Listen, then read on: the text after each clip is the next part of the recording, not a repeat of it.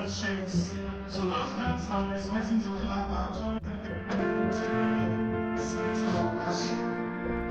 His Excellency, the new House President of Nigeria, yes, sir, Senator Shettima. On behalf of President Bola Ahmed Tinubu, I extend our condolences and respect to the family, the people of Onitsha Olona, and the government and people of Delta State. We honor the life he lived and the examples he set.